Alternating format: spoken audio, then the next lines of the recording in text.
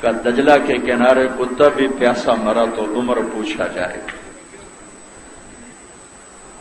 اور جب کوئی فریادی آ کر کہتا واہ عمرا، یہ عربی میں پکار کا صیغہ ہے، واہ عمرا، ہائے عمر، تو حضرت عمر یہاں ہاتھ باندھ لیتے. یہاں یہ نشانی ہے آخرت کی کہ آخرت میں ہر حاکم، ہر حکمران جب آئے گا تو اس کے ہاتھ یہاں بندھے ہوں گے ایسے. پھر وہ اپنی حکومت کا حساب دے گا. اگر حساب میں پاس ہو گیا تو پھر یہ ہاتھ چھوڑے جائیں گے، ورنہ انہی بندے ہاتھوں کے ساتھ آگے تک کا دے دیا جائے. تو عمر رضی اللہ عنہ اپنے ہاتھ یہاں باندھ لیتے، کہتے یا لبیکا یا لبیکا یا لبیکا، عمر حاضر ہے، عمر حاضر ہے، عمر حاضر ہے. ایک رات گشت میں نکلے، ساتھ نوکر غلام اسلم. روشنی نظر آئی، آگ جلتی نظر آئی مدینے سے باہر. وہاں پہنچے تو دیکھا ایک عورت ہنڈیا چڑھا کے بیٹھی ہے اور بچے 4-5 بچے رو رہے ہیں. تو آپ نے فرمایا بی بی یہ بچے کیوں رو رہے ہیں؟ تو اس نے کہا بھائی بھوک کی وجہ سے رو رہے. کہا اس میں کیا چڑھایا ہوا ہے؟ کہا اس میں تو کچھ بھی نہیں، پانی ہے، ان کو خالی چپ کرانے کے لیے چڑھایا ہوا ہے کہ روتے روتے سو جائیں گے، خالی ہے، کچھ بھی نہیں ہے. میرا اور عمر کا حساب اللہ کی بارگاہ میں ہوگا. اسے نہیں خبر کہ عمر ہی کھڑے ہوئے ہیں. تو حضرت عمر رونے لگے کہ عمر کو تیرا کیا پتا؟ تو وہ کہنے لگے تو پھر ہمارا حاکم کیوں بنا ہے اگر ہمارا پتہ نہیں رکھتا؟ عمر رضی اللہ تعالیٰ نے دوڑ لگائی، بیت المال آئے، بوری بھری غلے کی اٹھانے لگے. تو نوکر نے کہا میں اٹھاتا ہوں. کہا کیا مطلب میرا بوجھ تو اٹھائے گا؟ 22 لاکھ مربع میل پہ حکومت ہے اس شخص کی. اور بوری کندھے پہ اٹھائی اور دوڑ لگائی اور وہاں پہنچے اور ہانڈی میں گھی ڈالا، تھوڑا جو ڈالے، تھوڑا کھجوریں ڈالی اور ایک حلوہ میٹھا خود تیار کیا. اور لکڑی میں پھونک مار رہے تھے تو دھواں داڑھی میں سے باہر نکل رہا تھا، یہاں تک کہ تیار ہوا اور پھر پلیٹ میں ڈال کے بچوں کے سامنے رکھا. بچے کھانے لگے، ہنسنے لگے.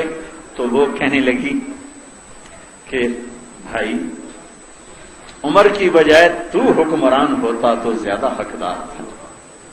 یہ نہیں کہا میں ہی عمر ہوں، کہا بہن کل تو آ جانا، میں عمر سے تجھے ملا دوں گا، جب تو آئے گی تو میں بھی وہیں ہوں. یہ نہیں بتایا کہ میں عمر ہوں. پھر بیٹھ کے ان بچوں کو ہنستے دیکھا، پھر اٹھ کے چلے. تو کہنے لگے اسلم میں نے بچوں کو روتے دیکھا تھا، میرا جی چاہا کہ میں ان کو ہنستے دیکھ کر پھر یہاں سے اٹھوں. کہا تم کل آ جانا، میں تمہارا وظیفہ لگوا دوں گا امیر المومنین سے. میرے بھائیوں، قوموں کے عروج و زوال کے جو اسباب ہیں وہ اندر بنتے ہیں، باہر نہیں بنتے، اندر بنتے ہیں، اندر. اور سب سے بڑی تباہی جو لاتا ہے وہ ظلم لاتا ہے، وہ ظلم لاتا ہے، ظلم لاتا ہے. یہ تو اس نبی کی دعا ہے کہ اگر آپ بیچ میں حائل نہ ہوتے تو ماں کی فریاد، مظلوم کی فریاد، دھوکے سے بھرے ہوئے بازار، نوجوانوں کی نافرمانیاں، طاقتور کا ظلم و ستم، یہ تو پھاڑ دیتا ہے زمین آسمان کو.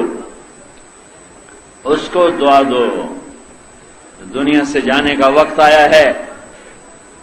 12 ربیع الاول ہے، 7 جون 633 عیسوی. جبریل اندر آ کے کھڑے ہوئے، گرم دوپہر. آپ نے فرمایا کیا ہوا؟ کہ باہر موت کا فرشتہ کھڑا ہے، اندر آنے کی اجازت چاہتا ہے. آپ نے کہا آ جائے.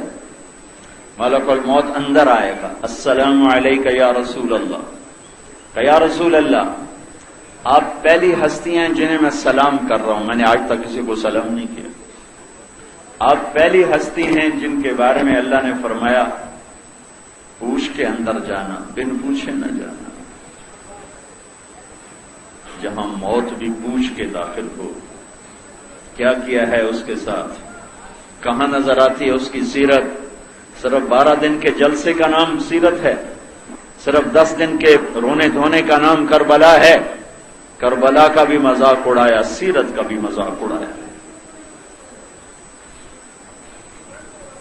کہنے گے یا رسول اللہ آپ پہلے ہیں، اللہ نے فرمایا ہے آنا چاہیں تو لے آنا، رہنا چاہیں تو چھوڑ کے آ جانا۔ آپ نے فرمایا اچھا اگر میں کہہ دوں تو میری جان بھی نکالو گے؟ کہا جی آپ کی بھی نکالوں گا۔ تو آپ نے جبریل کو دیکھا، تو کیا کہتا ہے؟ تو جبریل کہنے لگے یا رسول اللہ اللہ آپ کی ملاقات کے شوق، واہ اللہ سے ایسی موت مانگو ہائے ہائے کہ جب جانا ہو تو اللہ ملاقات کے شوق میں ہو، ایسی موت نہ آئے کہ بھاگا ہوا مجرم پکڑا ہوا واپس لے جایا جا رہا ہو۔ آپ نے فرمایا اچھا جبریل ایک کام کرو، کہ واپس جاؤ اللہ سے پوچھ کے آؤ میرے بعد میری امت کے ساتھ کیا کرے۔ میں پھر جواب، یہ مسئلہ میرے نبی اگر نہ اٹھاتے آج تمہیں بندر خنزیروں سے بھرا ہوا جہاں نظر آتا ہے۔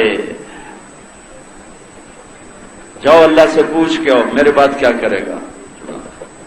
تاریخ پیچھے سامنے ہے کہ بندر بنا دی، خنزیر بنا دی، پتھروں میں دبا دیا، پانیوں میں بہا دیا، ہواؤں میں اڑا دیا، آگ میں جلا دیا، جھلسا دیا۔ تاریخ سامنے ہے انبیاء کی، تو ڈر رہے ہیں کہ کہیں میری امت بھی تو نافرمان ہوں گے، تو ان کے ساتھ کہیں ایسا نہ ہو جائے کہ جاؤ ملک الموت کھڑے رہے، جبریل واپس گئے، پیغام آیا یا حبیبی لا نخذلهم بعدک، اے میرے محبوب میں آپ کی امت کو آپ کے بعد تنہا نہیں چھوڑوں گا، تنہا نہیں چھوڑوں گا۔ فالآن قرۃ عینی، اب میری آنکھیں ٹھنڈی ہیں۔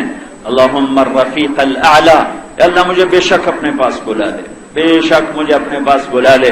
اور 2 نصیحتیں فرمائی جاتے ہوئے، الصلاۃ، اے میری امت نماز نہ چھوڑنا، 90% نماز چھوڑ دی۔ اور میرے نبی کی فریاد تھی الصلاۃ، اے میری امت ایک نماز نہ چھوڑنا، وما ملکت ایمانکم، اور ایک میری امت کے غریبوں پہ رحم کرنا، اپنے ماتحتوں پہ رحم کرنا، اپنے ملازموں پر رحم کرنا، اپنے نوکروں پر رحم کرنا۔ کہ 2 نصیحتیں سارے دین کا خلاصہ، ایک حقوق اللہ اس میں نماز سب سے اہم، ایک حقوق العباد اس میں غریب لوگ سب سے اہم۔ تو ایک طرف عبادت میں نماز کا ذکر، ساری عبادات اس میں آ گئی، اور انسانیت میں غریبوں کا ذکر، باقی طبقات بھی اس میں آ گئے۔ میرے بھائیوں، میرے نبی پاک صلی اللہ تعالی علیہ وسلم کی یہ فریاد نہ ہوتی تو میں نے شروع میں کہا تھا کہ اللہ یہ چاہتا ہے کہ اللہ کی بتائی ہوئی ترتیب پر چلو، اللہ کے بتائے ہوئے نظام پر چلو، جس میں سے ایک بات میں نے کہی، الصدق ینجی والکذب یہلک، جھوٹ نجات ہلاک کرتا ہے اور سچ نجات دیتا ہے۔ میرے نبی سے پوچھا گیا یا رسول اللہ مسلمان بزدل ہو سکتا ہے؟ کہا ہو سکتا ہے۔ مسلمان کنجوس ہو سکتا ہے؟ کہا ہو سکتا ہے۔ یا رسول اللہ مسلمان جھوٹ بول سکتا ہے؟ کہا نہیں، جھوٹ نہیں بول سکتا، جھوٹ نہیں بول سکتا۔ حجاج بن یوسف نے ایک آدمی سے پوچھا لوگ میرے بارے میں کیا کہتے ہیں؟ کہا اگر میں نے تمہیں بتایا تو مجھے بھی قتل کر دے گا۔ کہا نہیں کچھ نہیں کہتا، بتاؤ کیا کہتے ہیں؟ تو اس نے ساری 4 شیر لگا دی، یہ کہتے ہیں، یہ کہتے ہیں، یہ کہتے ہیں۔ اس میں ایک یہ تھا بہت جھوٹا ہے، سنتا رہا، ساری سننے کے بعد کہنے لگا ساری باتیں سچ ہیں، صرف ایک بات غلط ہے کہ مجھے جھوٹا کہتے ہیں۔ جب سے میں نے ہوش سنبھالا ہے میں نے زندگی میں جھوٹ کبھی نہیں بولا، میں نے زندگی میں جھوٹ کبھی نہیں بولا۔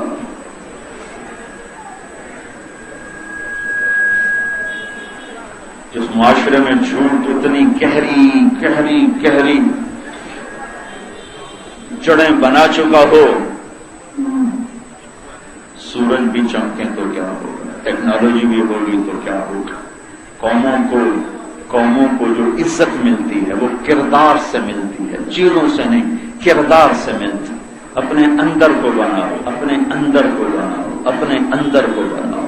یہ جو تبلیغ کا کام ہے یہ کردار سازی کی محنت ہے، یہ کردار سازی کی محنت ہے، یہ اپنے آپ کو بنانے کی محنت ہے۔